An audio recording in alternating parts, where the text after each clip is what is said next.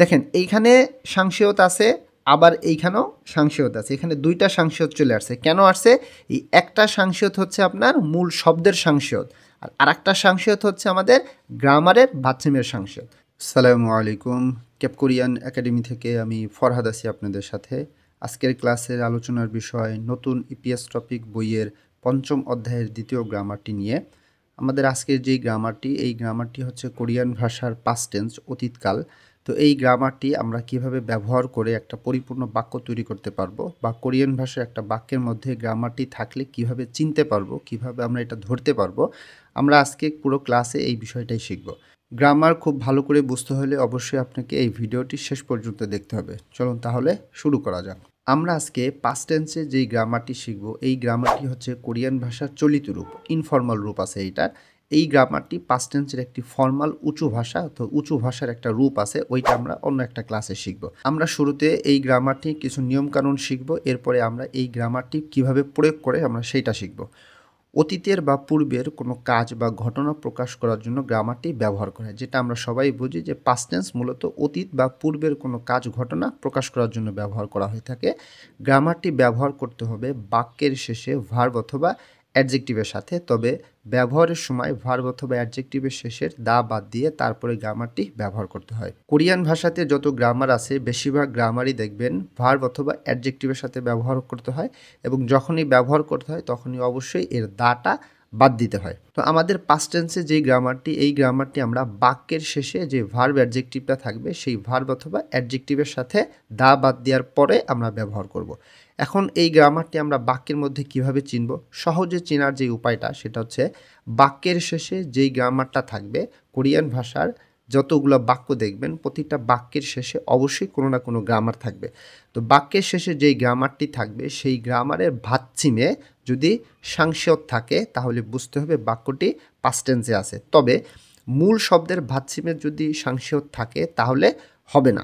এখানে কথাটা একটু স্পষ্ট করে দিই, যেমন এখানে ইত্তা থেকে ইত এবং গেত্তা থেকে গেত। এখানে ইত্তা এটা একটা আমার মূল শব্দ, এখানে ইত সাংশিয়ত আছে, আর গেত্তা এটা আমার একটা ফিউচার টেন্সের একটা গ্রামারের নিয়ম, এটা ফিউচার টেন্সের সাথে ব্যবহার করতে হয়।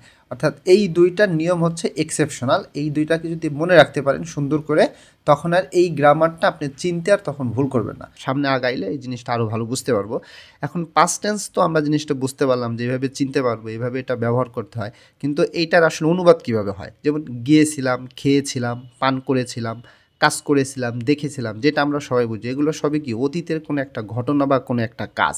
এখন আজকের যে গ্রামারটা পাস্ট টেন্স, এই পাস্ট টেন্সটা বুঝতে পারলে আমরা এই বাক্যগুলো তৈরি করতে পারবো। তো এটা বোঝার জন্য আমাকে তিনটা নিয়ম শিখতে হবে। এই তিনটা নিয়মের প্রয়োগ শিখতে পারলেই আমরা এই বাক্যগুলো তৈরি করতে পারবো। এখন বইয়ের ভিতরে দেয়া ছিল শুধু আত, অত এবং হচ্ছে হ্যাত, কিন্তু এটার সাথে কোরিয়ান ভাষার নিয়মে ডান পাশে অয় যোগ করতে হবে সবগুলোর সঙ্গে। এখন যখন উচ্চারণ হবে তখন এই নিচের যে সাংশিয়তটা আছে এই সাংশিয়তটা ইয়ংয়ের স্থানে চলে যাবে, উচ্চারণটা হবে আশ্রয়, অশ্রয়, হ্যাশ্রয়। তো এই তিনটা নিয়ম শিখতে পারলে আমরা এই বাক্যগুলো তৈরি করতে পারবো। তো এখন আমরা এই তিনটা নিয়ম শিখি। তো কোরিয়ান ভাষার সেন্টেন্স স্ট্রাকচার যেটা, সেটা ছিল সাবজেক্ট, এরপরে থাকে অবজেক্ট, এরপরেই থাকে ভার্ব অথবা অ্যাডজেক্টিভ, যেটার সঙ্গেই মূলত গ্রামারটা ব্যবহার করতে হয়। তো আমাদের আজকে প্রথম যে নিয়ম, সেই নিয়মটা ছিল আশ্রয়। আমরা এইটা কখন ব্যবহার করব? ভার্ব অথবা অ্যাডজেক্টিভের শেষে দা বাদ দেওয়ার পরে যদি স্বরবর্ণ ফলো করতে হবে, যে স্বরবর্ণ যদি আ অথবা ও থাকে তাহলে নিয়ম অনুযায়ী আশ্রয় ব্যবহার করতে হবে। দা বাদ দেওয়ার পরে যদি স্বরবর্ণ আ অথবা ও থাকে, এই দুইটার যে কোনো একটা থাকলেই আশ্রয় ব্যবহার করতে হবে। আমরা উদাহরণ দেখি, গিয়েছিলাম, এটা আমাদের একটা পাস্ট টেন্স, অতীতকালের একটা কথা। এই কথাটা আমরা কিভাবে কোরিয়ান ভাষাতে তৈরি করব? যখনই এরকম কোনো কথা তৈরি করতে হবে তখন এর মূল শব্দটা খুঁজতে হবে। এর মূল শব্দটা ছিল যাওয়া, অর্থাৎ যাওয়া থেকে গিয়েছিলাম, যাব, যাইতেছি, এই যে এইরকম টেন্স তৈরি করা যায়। তো মূল শব্দটা ছিল আমাদের যাওয়া, এটা একটা ভার্ব। তো এর কোরিয়ানটা হচ্ছে কি খাদা। তো নিয়ম হচ্ছে কি ভার্বের শেষে দা বাদ দিতে হবে। তাহলে দা বাদ দিলাম, দা বাদ দেওয়ার পরে কী থাকে আমাদের? খা থাকে। নিয়ম ছিল কি দা বাদ দেওয়ার পরে যদি আ থাকে তখন কি হবে? আশ্রয় হবে। তাহলে আমাদের এখানে হবে আশ্রয়। এখন দেখেন কোরিয়ান ভাষাতে যখন টেন্স ব্যবহার করবেন এর পাশে ডান পাশে আবার আসছে, তো দুইটা থেকে এই ডান পাশের পরে যে আটা আছে এই আটা বাদ যাবে। তো এই আটা যদি আমি বাদ দিই, তো বাদ দিলে এখানে সাংশিয়ত থাকে। এখন সাংশিয়ত তার একা বসবে না, তো সাংশিয়তটা কি চলে আসবে, এই গায়ের নিচে চলে আসবে, তখন এটা হয়ে যাবে খাস্যয়। সাংশিয়তটা এখন ইয়ংয়ের স্থানে গিয়ে বাচ্চিমের নিয়ম অনুযায়ী উচ্চারণ করতে হবে। খাস্যয় এর মানে হচ্ছে গিয়েছিলাম। দেখেন এগুলো হচ্ছে কোরিয়ান ভাষার নিয়ম, পড়ার নিয়ম, লেখার নিয়ম। এই নিয়মগুলো আপনাকে অবশ্যই জানতে হবে। এখন আমরা এই গিয়েছিলাম এটা দিয়ে আমরা একটা পরিপূর্ণ একটা বাক্য তৈরি করি। আমি যদি বলি আমি বাজারে গিয়েছিলাম, এটা অবশ্যই কি টেন্সে আছে, পাস্ট টেন্সে আছে। তো এখন এটা পাস্ট টেন্স আমরা চলিত রূপটা করি, কীভাবে করব। আমি এর কোরিয়ান হচ্ছে ছনুন, বাজারে এর কোরিয়ান হচ্ছে কি সিজাং এ। বাজার এ স্থানের সঙ্গে এ থাকলে সেটা কোরিয়ান ভাষাতেও এ লিখতে হয়। তাহলে গিয়েছিলাম কিভাবে হবে, এই যে গিয়েছিলামটা খাদা থেকে তৈরি করতে হবে খাস্যয়। ঝনুন সিজাংয়ে খাস্যয়, আমি বাজারে গিয়েছিলাম। যেটা বলছিলাম যে সহজে চেনার উপায় হচ্ছে বাক্যের শেষে যে গ্রামার থাকবে সেই গ্রামারের সঙ্গে যখন সাংশিয়ত থাকবে ভাচ্ছিমে, তখন সেটা বুঝতে হবে এটা পাস্ট টেন্সে আছে। তাহলে এই বাক্যটা আমার কি পাস্ট টেন্সে আছে। তো কোরিয়ান ভাষার এই বাক্যটা দেখলে এটা অনুবাদটা এভাবে করতে হবে। আবার আপনি যখন কথা বলবেন, যখন এইটা প্রকাশ করতে হবে, তখন কোরিয়ান ভাষাতে এইভাবে বলতে হবে। আমরা আর একটা উদাহরণ দেখি। মাদু সাহেব বাড়িতে এসেছিল, এই যে এসেছিল এটা কি পূর্বের ঘটনা, তার মানে এটা পাস্ট টেন্স। তাহলে এখন এই বাক্যটা কীভাবে তৈরি করব, মাদু সাহেব কোরিয়ান আমি লিখলাম মাদুশি নুন, আপনি মাদুশি গা দিলেও কোনো সমস্যা নাই। বাড়িতে এটা হচ্ছে কি জিবে, ওই যে স্থানের সঙ্গে যখন তে থাকে এটা কোরিয়ান ভাষায় এ দিলে এটাকে তে প্রকাশ করে। তাহলে জিবে অথবা বাড়িতে এখন এসেছিল, এটা আমার পাস্ট টেন্স। তাহলে এর মূল শব্দটা কি, এর মূল শব্দটা ছিল আশা। আশা থেকে এসেছিল আমাদের এখন তৈরি করতে হবে। তাহলে আশা এর কোরিয়ানটা ছিল ওদা। নিয়ম অনুযায়ী কি ভার্বের শেষে দা বাদ দিতে হবে। তাহলে দা বাদ দেওয়ার পরে আমাদের থাকে ও, তাহলে ও থাকলে কি হবে আশ্রয় হবে। তাহলে আমি এখানে লিখলাম আশ্রয়। তো কোরিয়ান ভাষাতে যে লেখার কিছু নিয়ম আছে, ও এরপরে যখন এরকম চলে আসবে তখন আমাদের একটা যুক্ত স্বরবর্ণ আছে ওয়া, তাহলে তখন এই দুইটা মিলে হয়ে যাবে ওয়া, আর এই সাংশিয়তটা চলে আসবে ওয়ার নিচে চলে আসবে। তাহলে হয়ে যাবে ওয়া সাংশিয়তটা এখন ভাচ্ছিমের নিয়ম অনুযায়ী ইয়ংয়ের স্থানে গিয়ে উচ্চারণ হবে ওয়াৎস। এই ওয়াৎস এর অর্থ হচ্ছে এসেছিল। তাহলে মাদু শিনুন মাদু সাহেব ঝিবে বাড়িতে ওয়াৎসয় এসেছিল। এই যে দেখেন গ্রামারের বাক্যের শেষে গ্রামারের সঙ্গে যখন সাংশিয়ত থাকে তখন সেটাকে বুঝতে হয় পাস্ট টেন্স। তো কোরিয়ান ভাষাতে এইভাবে লেখা দেখলে বুঝতে হবে যে বাক্যটা পাস্ট টেন্সে আছে, এর অনুবাদটা এইভাবে করবেন। বা আপনি যখন কথা বলবেন তখন আপনাকে এইভাবে কথা বলতে হবে। আশা করি নিয়মটা বুঝতে পারছেন। আমরা এখন পরবর্তী নিয়মে চলে আসি। আমাদের দ্বিতীয় নম্বর যে নিয়মটা হ্যাস্যয়, এই নিয়মটা আমরা দেখি। ভার্ব অথবা অ্যাডজেক্টিভের শেষে দা বাদ দেওয়ার পরে, দাটা সবসময় বাদ দিতে হবে। দা বাদ দেওয়ার পরে যদি হা থাকে, হা এর জায়গায় যদি অন্য কোনো সিলেবল থাকে, যেমন গা, না, মা, অর্থাৎ হা ছাড়া অন্য কোনো কিছু থাকলে এই নিয়মটা হবে না, হাই থাকতে হবে। হা থাকে তাহলে হাটা হ্যাঁ হয়ে যাবে, এটা একটা নিয়ম। এবং নিয়ম অনুযায়ী হ্যাস্যয় ব্যবহার করতে হবে। যেমন আমরা কিছু উদাহরণ দেখি। কাজ করেছিলাম অতীতের একটা কাজ বোঝাইতেছে, এটা আমরা কিভাবে তৈরি করব, কাজ করা এর মূল শব্দটা ছিল কি আমাদের কাজ করা। এই কাজ করাটা ছিল কি আমাদের একটা ভার্ব ইরাদা বা ইলহাদা। নিয়ম কি, ভার্বের শেষে দা বাদ দিতে হবে, দাটা বাদ দিলাম, দা বাদ দেওয়ার পরে আমাদের থাকে ইলহা। এই যে এখন বলছিলাম হা থাকলে হাটা কি হয়ে যাবে, হ্যাঁ হয়ে যাবে, এবং নিয়ম অনুযায়ী হ্যাস্যয় ব্যবহার করতে হবে। তাহলে আমাদের এখন লিখতে হবে এখানে ই রেস্যয় বা ইল হ্যাস্যয়। কোরিয়ানরা যখন দ্রুত কথা বলে তখন এটার উচ্চারণ হয়ে যায় ইরেস্যয়। এই ইরেস্যয় মানে হচ্ছে কি কাজ করেছিলাম। এখন একটা বাক্য তৈরি করি এটা দিয়ে। আমি গতকাল কাজ করেছিলাম, এটা অতীতকাল পাস্ট টেন্সে আছে। তাহলে আমি ছনুন মানে আমি, গতকালের কোরিয়ান হচ্ছে কি অজে, কাজ করেছিলাম, এই কাজ করেছিলাম কাজ করা থেকে তৈরি করতে হবে। তাহলে আমরা তৈরি করছি কি ইরেস্যয়, ঝনুন অজে ইরেস্যয়, আমি গতকাল কাজ করেছিলাম। আশা করি জিনিসটা বুঝতে পারতেছেন। এই যে দেখেন বাক্যের শেষে গ্রামারের সঙ্গে ভাচ্ছিমে সাংশিয়ত আছে, তাহলে এটা খুব সহজে বুঝতে পারবেন যে এই সেন্টেন্সটা কিসে আছে, পাস্ট টেন্সে আছে। তাহলে এর অনুবাদটাও আপনাকে পাস্ট টেন্স অনুযায়ী করতে হবে। আমরা আরেকটা উদাহরণ দেখি। মাদু সাহেব অধ্যয়ন করেছিল, এই অধ্যয়ন করেছিল তার মানে কি অতীতের কোনো একটা ঘটনা, অতীতে অধ্যয়ন করেছিল। কিভাবে তৈরি করব, মাদু সাহেব আমি লিখলাম মাদুশি নুন মাদুশি গাও দিলে সমস্যা নাই। অধ্যয়ন করেছিল, এই অধ্যয়ন করেছিল এর মূল শব্দটা ছিল কি অধ্যয়ন করা। এই অধ্যয়ন করা থেকে অধ্যয়ন করেছিল আমাদের তৈরি করতে হবে, পাস্ট টেন্স তৈরি করতে হবে। অধ্যয়ন করা এর কোরিয়ান হচ্ছে কি খংবু হাদা। নিয়ম অনুযায়ী ভার্বের শেষের দা বাদ দিতে হবে, দা বাদ দিলাম তাহলে থাকে কি খংবু হা। তাহলে হা থাকলে কি হয়ে যাবে হ্যাঁ হয়ে যাবে, তাহলে আমাদের লিখতে হবে খংবু হ্যাস্যয়। তো খংবু হ্যাস্যয় এর অর্থ হচ্ছে কি অধ্যয়ন করেছিল। তাহলে মাদু শিনুন মাদু সাহেব খংবু হ্যাস্যয় অধ্যয়ন করেছিল, এটা পাস্ট টেন্স। এই টেন্সগুলো এভাবে তৈরি করতে হয়। এই যে বাক্যের শেষে গ্রামার আছে, গ্রামারের নিচে সাংশিকতা আছে, তাহলে খুব সহজেই বোঝা যায় বাক্যটা কী টেন্সে আছে, পাস্ট টেন্সে আছে। এভাবে বাসায় একটু প্র্যাকটিস করেন, বুঝতে পারবেন। আমরা শেষের যে নিয়মটা, এই নিয়মটা আমরা একটু দেখি। ভার্ব অথবা অ্যাডজেক্টিভের শেষে দা বাদ দেওয়ার পরে যদি উপরের দুইটা নিয়মের কোনোটির সঙ্গেই না মিলে, তাহলে বাকি সব ক্ষেত্রে নিয়ম অনুযায়ী অস্বয় ব্যবহার করতে হবে। প্রেজেন্ট টেন্সের চলিত রূপটা যখন শিখছিলাম তখন এই নিয়মটা অন্যভাবে বুঝাইছিলাম, এখন এই নিয়মটা এভাবে বুঝাই দিই। আপনার কাছে এই দুইটার মধ্যে যেটা সহজ লাগে আপনি সেইভাবে শিখেন। পড়েছিলাম, এই পড়েছিলাম এর মানে কি অতীতের একটা কাজ বা একটা ঘটনা, এটাকে আমি কীভাবে তৈরি করব। পড়েছিলাম এটা হচ্ছে আমার মূল ভার্বটা ছিল কি পড়া, এই পড়ার কোরিয়ান হচ্ছে ইক্তা। তো নিয়মটা হচ্ছে কি ভার্বের শেষে দা বাদ দিতে হবে, দা বাদ দিলাম, দা বাদ দেওয়ার পরে কী থাকলো আমাদের ইক থাকলো। নিয়মটা ছিল কি যে উপরের দুইটা নিয়মের সঙ্গে যখন না মিলবে বাকি সব ক্ষেত্রে অস্বয় ব্যবহার করতে হবে। উপরের দুইটা নিয়ম কি ছিল, দা বাদ দেওয়ার পরে আ বা ও, এখানে আ বা ও নাই। দা বাদ দেওয়ার পরে হা থাকলেও এখানে হাও নাই, তাহলে দুইটা নিয়মের সঙ্গে মিলে নাই। দুইটা নিয়মের সঙ্গে যখন না মিলবে বাকি সব ক্ষেত্রে অস্বয় ব্যবহার করতে হবে। তাহলে আমি এখানে কি ব্যবহার করব, অস্বয়।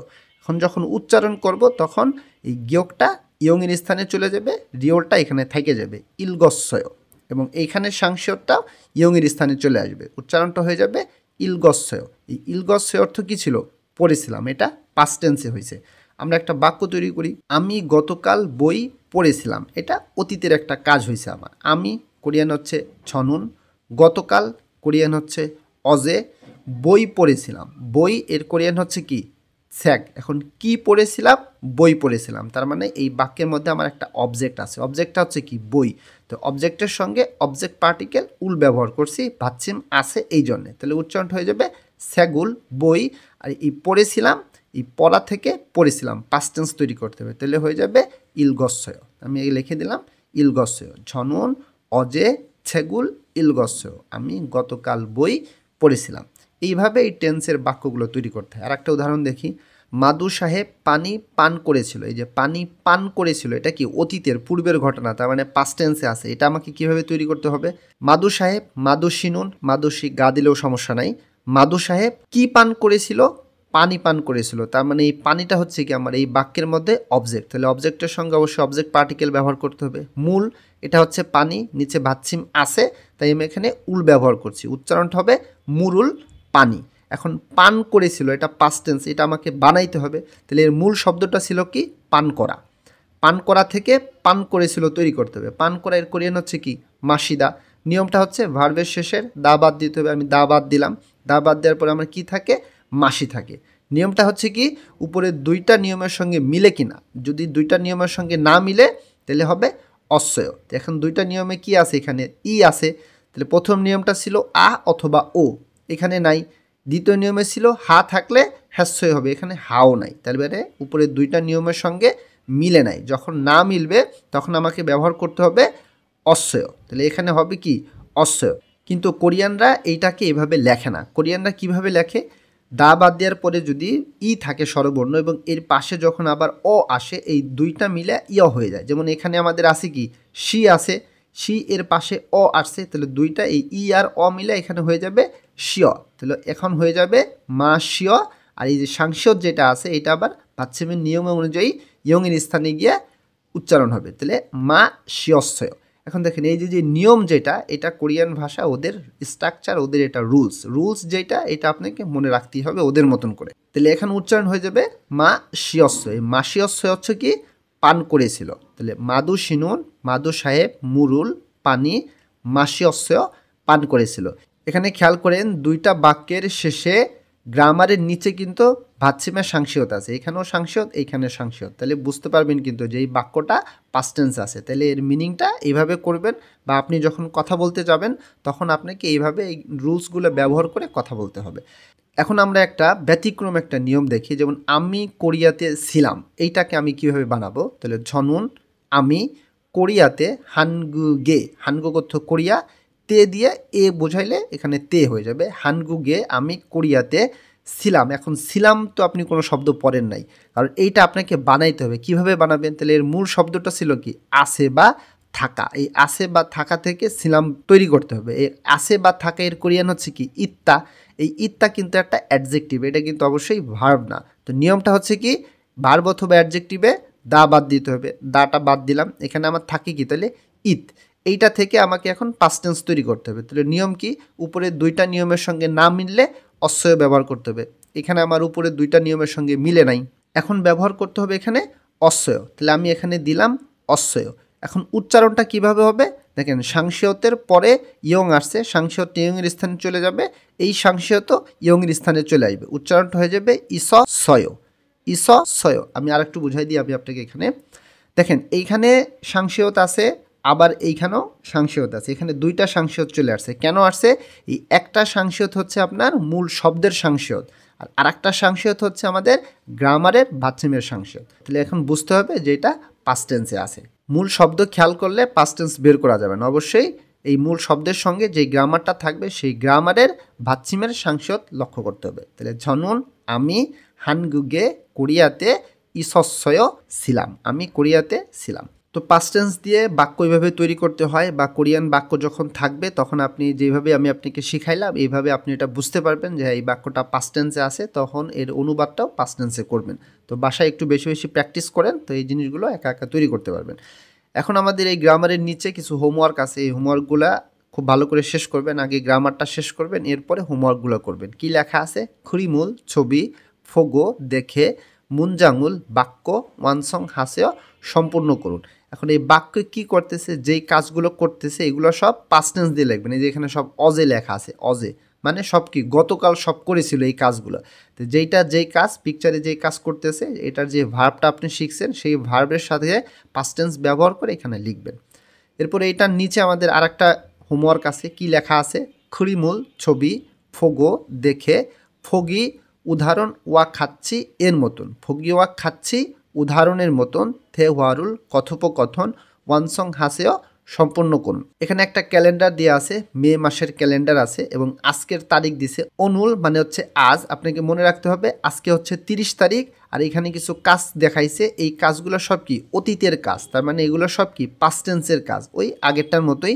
প্রত্যেকটা তারিখ দেওয়া আছে, সেই তারিখগুলো দেখবেন, যেই তারিখে যেই কাজ করছে সেই ভার্বের সঙ্গে পাস্ট টেন্স ব্যবহার করে এখানে লিখবেন। তো এটা হচ্ছে আপনি হোমওয়ার্ক, গ্রামারটা শেষ করেন এরপরে হোমওয়ার্কটা করবেন। তো আজকের ক্লাস এই পর্যন্তই। আশা করি ক্লাসটা খুব ভালো বুঝতে পারছেন। আরও ভালো করে বোঝার জন্য ক্লাসটি পুনরায় আরেকবার দেখেন, বাসায় প্র্যাকটিস করেন, তাহলে বুঝতে পারবেন। পরবর্তী ক্লাসে এই অধ্যায়ের বাকি যে বিষয়গুলো আছে সেই বিষয়ের উপরে ভিডিও দিব। আশা করি আমার সাথেই থাকবেন। আমার সাথে থাকলে, পাশে থাকলে আপনার কিছু না কিছু উপকার করবই করব ইনশাআল্লাহু আজিজ। আল্লাহ হাফেজ।